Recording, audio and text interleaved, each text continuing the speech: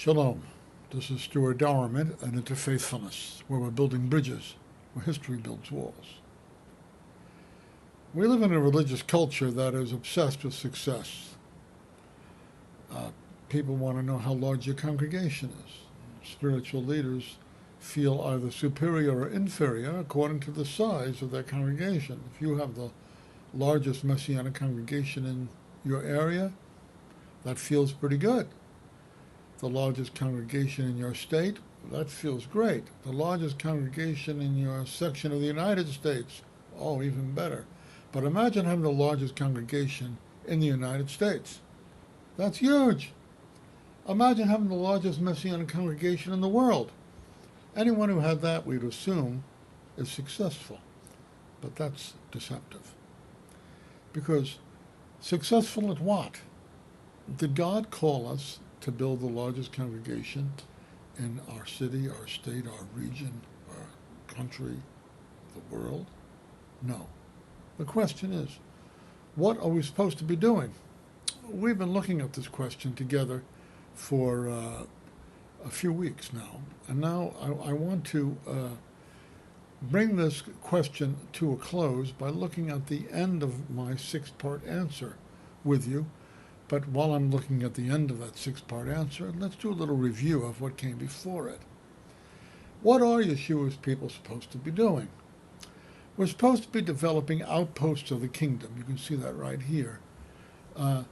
We're living between the already and the not yet. The Spirit has been poured out by the resurrected Messiah.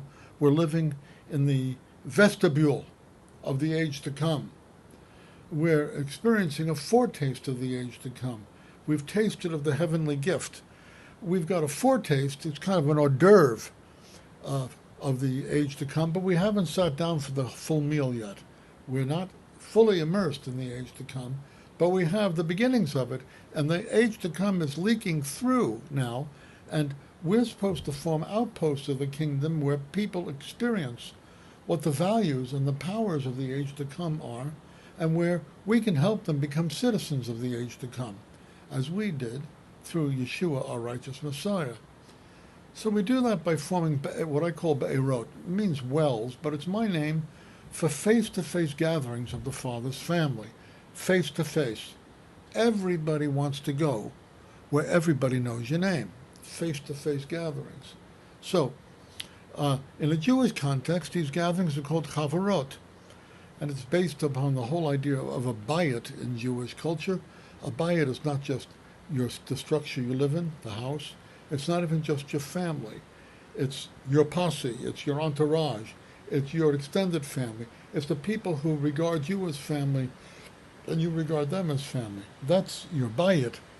And these batim, these houses, if you will, for household spirituality, in a Jewish context are called chavarot. In a Christian context, they're called, each is called an oikos. An oikos, that's the Greek word. And similarly, an oikos is an extended family. So we're meant to have these gatherings of the Father's extended family.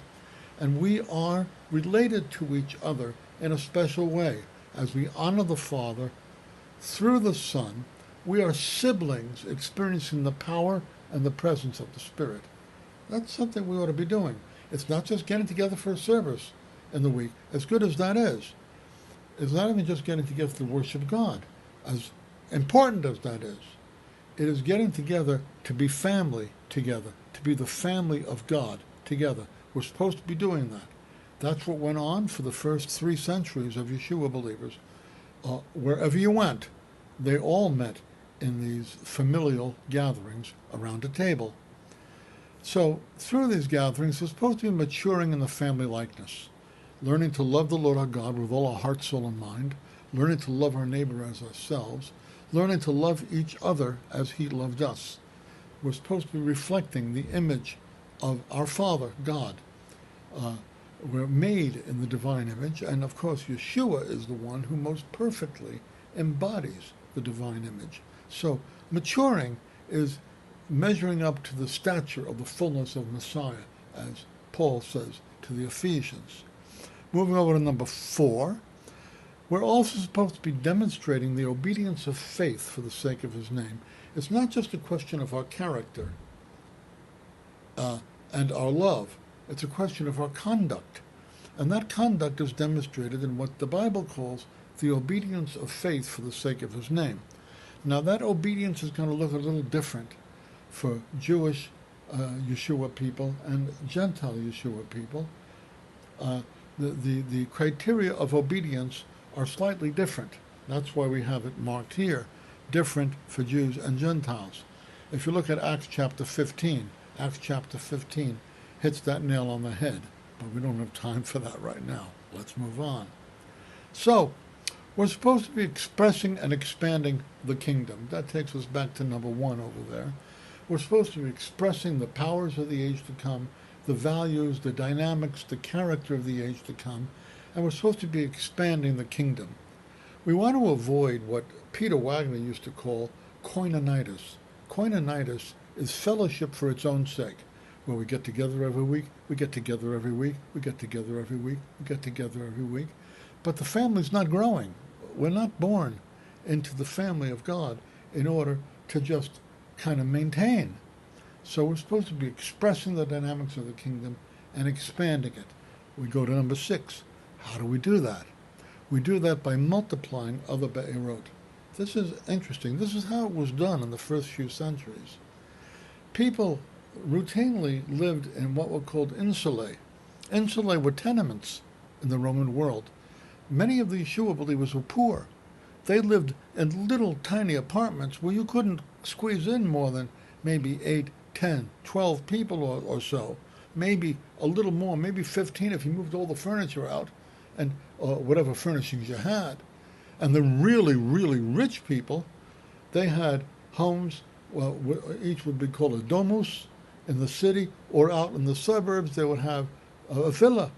And in those villas, we've dug some of them up. Those villas, they could seat maybe 30 to 40 people they could accommodate in their dining room and in the atrium. So these were rather small gatherings. So you don't just keep on piling people in there. You multiply more and more gatherings. Now, I've given you a lot to think about, but I think it's important for us to think about what are Yeshua's people supposed to be doing. Because someday we're going to give an account of ourselves.